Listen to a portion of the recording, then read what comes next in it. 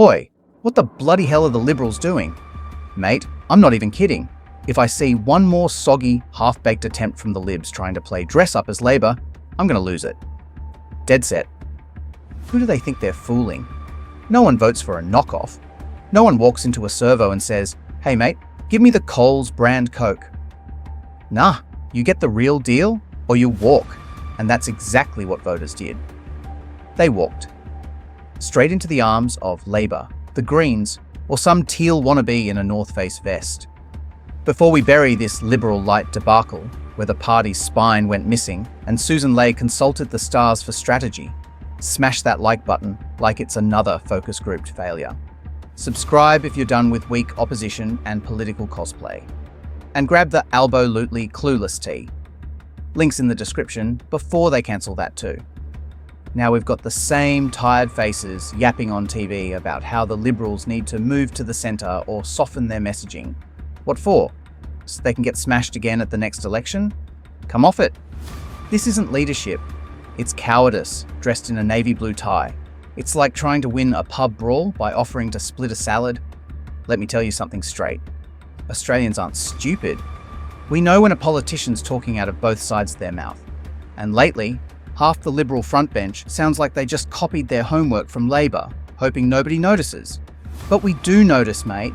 We notice when you say you're for the battlers, but then start pushing the same nanny state garbage as the other mob. We notice when you bend over for the latest activist report like it's gospel and then act shocked when people call you weak. Because you are weak. And worse than that, you're fake. You want to know why people respect Labour, even when they're off their chops with policy. Because they believe it. You might not agree with it, but at least they've got the spine to back it. You know where they stand. They're not sitting around in Canberra polishing their optics for the next focus group. Meanwhile, the Libs are out here acting like a Tinder date that doesn't know what it wants. 1 minute it's pro-freedom, next minute it's handing out climate guilt like it's Halloween candy. It's embarrassing. And don't get me started on Susan bloody Ley. Or is it Ley? Or Lee? Depends on the moon cycle, apparently. Who adds an extra S to their name because of numerology? That's not leadership. That's late-night infomercial stuff. And let's be real, when has she ever taken a firm stance on anything without backpedaling faster than a magpie-chased cyclist? The Voice? Flip-flopped. Palestine-Israel? Flip-flopped. That gender wage gap report that got ripped to shreds? She was cheerleading it while the rest of us were throwing it in the bin. This is the same mob who think people want a middle-of-the-road centrist party. Middle of the road? That's where you get run over, mate. And that's what just happened. Splat. Flat as a kangaroo on the M1. And now they're sitting around wondering what went wrong. I'll tell you what went wrong. You tried to be Labour-lite, and voters smelt the BS a mile away. It's not clever, it's not noble. It's weak, and it's bloody boring. Remember when Malcolm Turnbull thought he could outgreen the Greens? How'd that go? Nearly lost government and got knifed by his own side.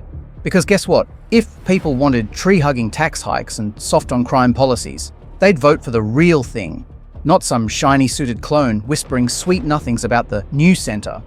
The only centre that matters in this country is the centre of your spine. And right now, the Libs have none. Matt Canavan? Now there's someone with some fire in the belly. Bloke talks straight, doesn't sugarcoat it, and actually gives a damn about the bush.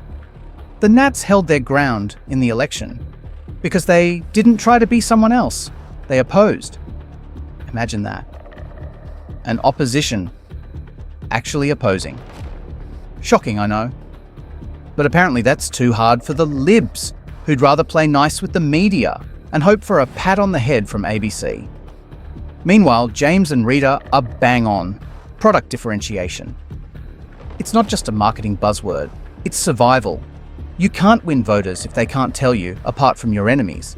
And it's not just about policy, it's about conviction. It's about having a bit of mongrel. About standing up and saying, this is what we believe, and if you don't like it, tough. Not apologising for being centre-right. Not panicking every time Twitter throws a tantrum. And definitely not trying to win elections by being less offensive than the last guy. And I've had it up to here with this idea that moving left is the only way to win. Tell that to the Liberal state branches who've copped hiding after hiding in places like Victoria. How many times do you have to lose before you realise your strategy's stuffed? The Teals didn't win because they were centrist. They won because the Libs left a void, and the Teals ran in with a bucket of slogans and a designer wardrobe. The truth is, voters want a choice. Real choice. Not Coke and Diet Coke. Not Labour and Labourite. They want leadership with a pulse. Someone who will stand up to the net zero madness, the gender quota circus, the open borders brigade, and the bureaucratic rot that's turned half this country into a permission-based nightmare. So here's the cold hard truth. If the Libs keep putting up spineless focus group nobodies, they're going to lose again. And again. And again. Until they're nothing more than a memory. The party that used to stand for something before it became obsessed with not offending anyone. You know who else didn't want to offend anyone? The Titanic crew. Didn't work out so great, did it? If you're watching this and nodding along, smash that like button, like it's another dumb net zero tax being dropped on your power bill. Share this with your mates before it gets fact-checked by the feelings police. And if you're sick of the Canberra circus, if you're overwatching grown adults with taxpayer-funded pensions squabble like year 9s at a school disco, then make some noise. We need real oppositions. We need real conservatives with guts, not another beige PowerPoint presentation on why losing is actually good strategy. Don't forget to check out the merch. The Albo-lutely Clueless tee is still up. For now. Before they try banning that too. Wake up, Australia. The culture war is on. And the Liberal Party's still deciding whether to bring a water pistol or a cuddle. Grow up. Harden up. Or get out of the way. Because if the next election's anything like the last one, it'll be another bloodbath. And this time, no one's sticking around to mop it up.